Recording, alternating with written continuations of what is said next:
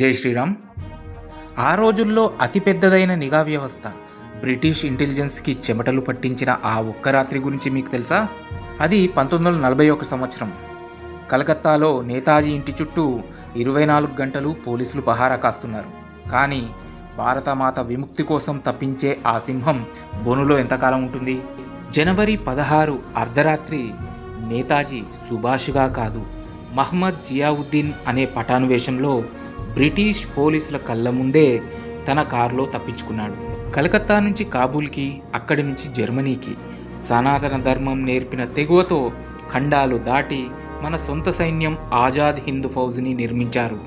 ఇది కేవలం పారిపోవడం కాదు, పరాయి పాలనలో మగ్గుతున్న భారతమాత సంఖ్యలు తెంచడానికి బ్రిటిష్ సామ్రాజ్యంపై యుద్ధం ప్రకటించడం.